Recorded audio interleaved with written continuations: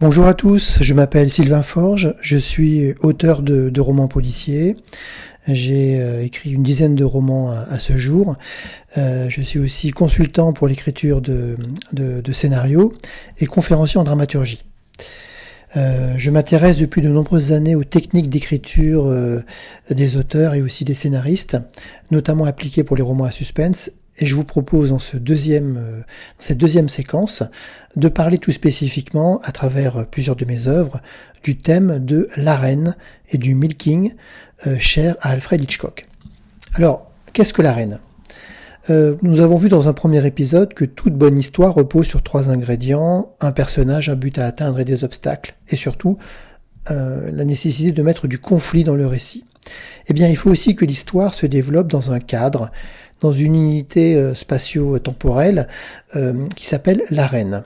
C'est donc là où votre personnage va évoluer. Et il faut que cette arène soit particulièrement spécifique. Il faut qu'elle ait du sens et il faut qu'elle nous dise quelque chose du héros. Donc c'est dans cette arène que le héros va se développer en même temps que l'intrigue. L'idée de base, c'est que si on veut que notre histoire soit la plus dramatique possible, il va falloir utiliser tous les arguments, tous les éléments spécifiques de l'arène. Et c'est là où on parle du milking cher à Hitchcock. Le milking, c'est, de façon étymologique, c'est le fait de traire, c'est exploiter de façon au maximum tous les éléments narratifs et dramatiques de l'arène.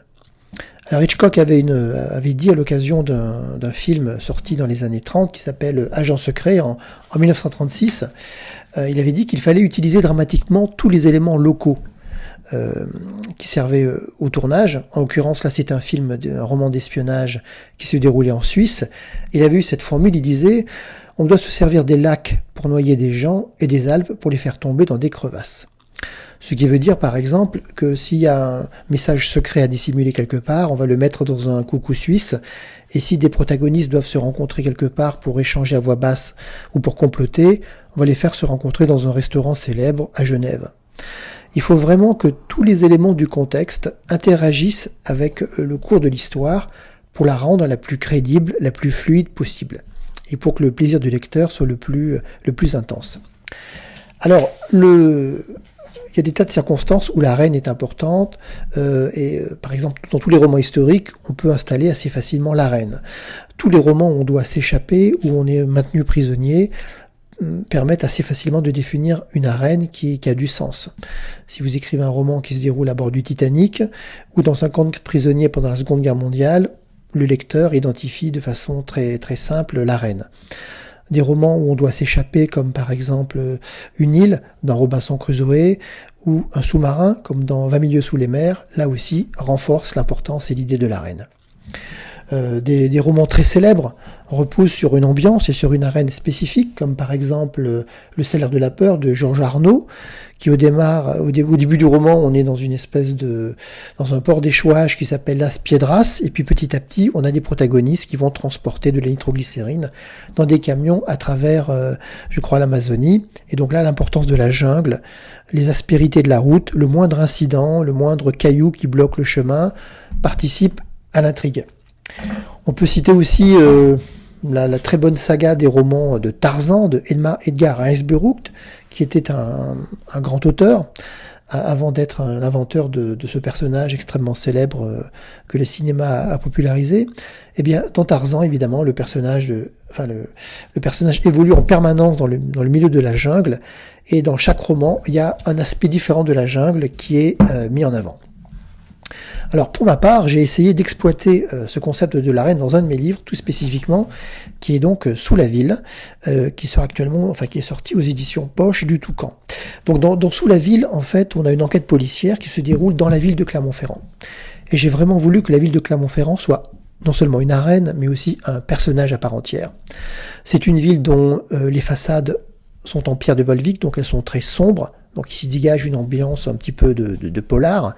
C'est une ville qui est construite notamment le centre de la ville est construite sur un stuc volcanique, donc très facile à creuser. Et donc il y a toutes sortes de souterrains qui courent sous la ville haute, sur la vieille ville de Clermont-Ferrand.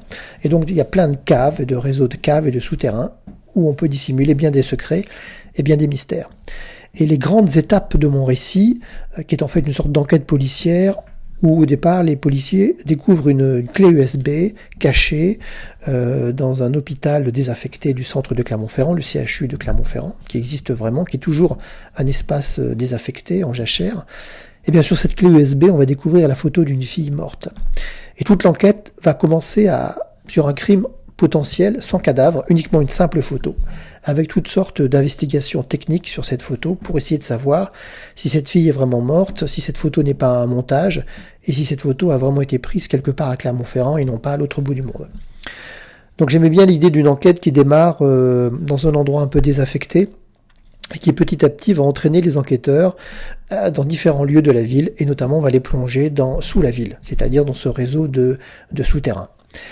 Et donc évidemment le personnage principal, Adam Setara, qui est un fils de harki, va lui se déployer dans son enquête dans une ville contemporaine, un peu sombre, mais en permanence aussi il va revivre le passé de son père, et donc redécouvrir le destin de son père harki, le fils ayant lui-même grandi dans un camp de rétention en France après la guerre d'Algérie. Et donc j'ai juxtaposé en fait deux arènes, la ville même avec ses souterrains, pour une enquête contemporaine, et puis aussi l'arène historique, le chemin de mémoire, et aussi cette arène dans laquelle se sont battus ces harkis qui ont été retenus comme ça dans des conditions assez indignes pendant plusieurs années. Donc une arène historique et une arène contemporaine. Et pour finir, je voudrais évoquer un auteur qui a disparu il y a quelque temps et que j'aimais beaucoup, qui s'appelait Firmin Le Bourry. Firmin Le Bourry est un auteur breton qui a vendu des centaines de milliers d'ouvrages dans la collection Palémon, et qui m'avait dit un jour à l'occasion d'un dîner que selon lui il y avait 3 recettes pour écrire un roman attractif.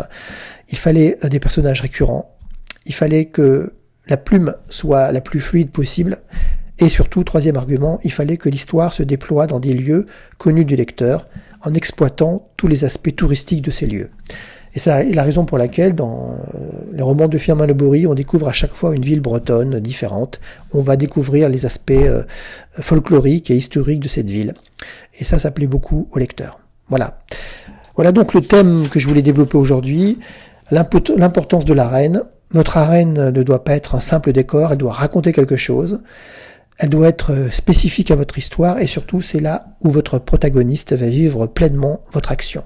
Donc n'hésitez pas à bien détailler votre arène et en faire retranscrire, en détailler tous les aspects narratifs tout au long de votre histoire.